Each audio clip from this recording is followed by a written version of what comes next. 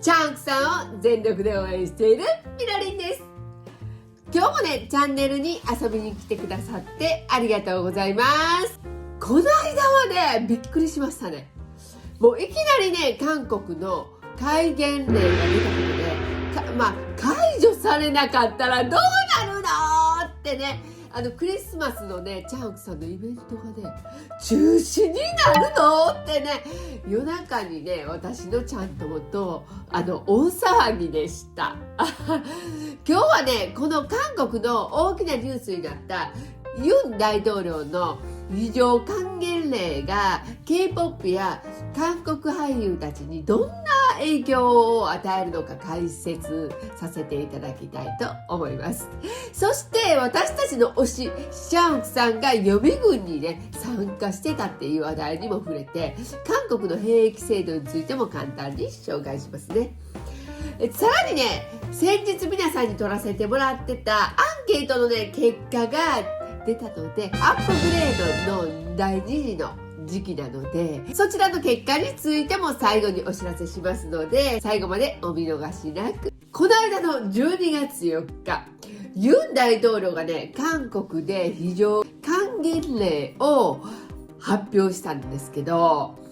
このね、還元令、国内の非常事態に対応するものだったみたいなので、幸いね、発令からね、わずか6時間でね、解除されました。この還元令ね、韓国の憲法上では、国会議員の過半数で解除ができるようなので、すぐにね、解除されたみたいですよね。反対派と軍とで国会を開かせないようにね、夜中ね、押し問答がされてたみたいでしたよね。今回のね、還元令は1980年の光州事件以来44年ぶりだったそうです。もうこのね、光州事件、我らがチチャオクさんがね、悲しい約束の MV で演じていたあの事件です。あれを見たらね、あの時代の混沌とした韓国の風景がよくわかりますよね。今回のね、還元令はユン大統領の独断だったような感じで、なんだかユン大統領の弾劾措置がね、そういう風が余計になんかきつくなってそうですよね。今回は具体的な行動制限っていうのはなかったんですけど、一時的に SNS が麻痺したり、市民に動揺が広がったりしたようですよね。気になるのはね、この K-POP や韓国の俳優たちの行動にどんな影響を与えるかですよね。現時点ではね、直接的な影響は少ないようなんですけど、まだ安定していないので、今後はね、これからこういった可能性が考えられます。まずは海外スケジュールの調整。例えばね、日本の公演やイベントの延期が検討されるかもしれないです。これもないといいんですけどね、クリスマスにチョンさんのファンミあるので、ぜひやってほしいんですけど、そういうことも考えられるそうです。そして安全確保のための活動制限。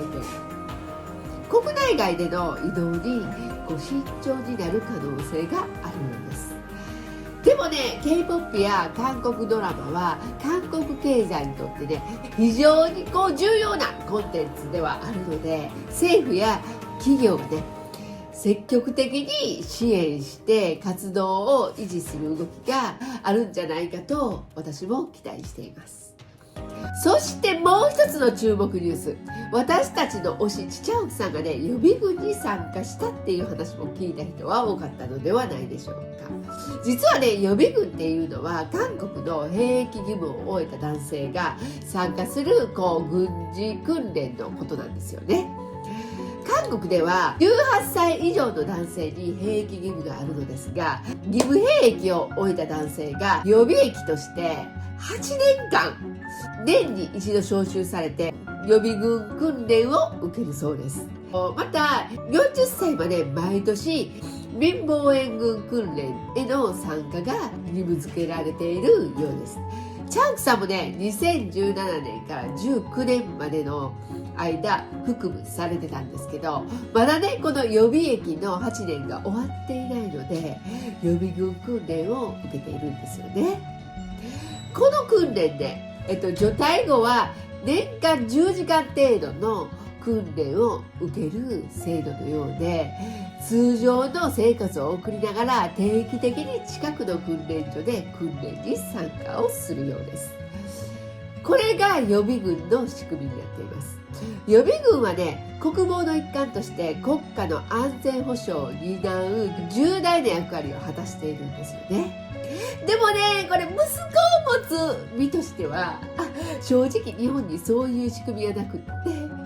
当に良かったって思います。息子がね、軍に行くと思うとね、なんか心配すぎますよね。だからチャンオクさんのお母様のもう本当に心中お察しします。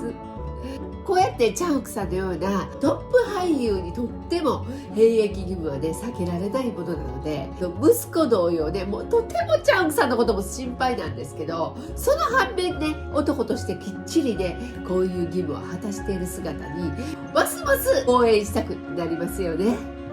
今回のことでね、社会的緊張やエンタメへの影響はどうなるのかまだわからないんですけど、このままね何も起こらないことを願って私たちはファンとして推しを応援し続けることがね大切だと思います。私もね今回こうやって韓国の兵役制度について調べて、こうやって背景を知るとね、チャンクさんを人間として尊敬できるし、もっと応援したくなっちゃいました。最後にね、アンケート結果はこちらになります。こちらはね、昼の公演パーセンテージを人数に直して割合を出しています。そしてこちらは夜の公演です。今回は皆さんのアップグレードに役立つようにこちらをねじっくり紹介しようと思ったんですけど、もう大事件が起きたので、もうイベントが行われるのかってね、もうこれ自体役に立つのかって危機だったので、とりあえずそちらを優先いたしました。ぜひね参考にしていただけると嬉しいです。上の段がアンケートの結果を人数ベースに直しています。下の段は当選確率と落選した確率を計算しました。VVIP 一択で申し込みされた方の中で当選者が21名、落選者が15名、当選確率 58.3%、落選した確率が 41.7% です。VIP 一択で申し込みされた方の当選者は13名、落選者が1名、当選確率が 92.9%、落選確率が 7.1% でした。第1希望 VVIP、第2希望 VIP を申し込みした方の中で VVIP に当選した方が8名、そして VIP に当選した方が68名、落選した方が78名でした。その場合の当選確率は VVIP は 5.2%、VIP は 44.2%、落選確率は 50.8% でした。続きまして夜です。VVIP 一択で申し込みした方で当選されたのが20名、落選されたのが19名、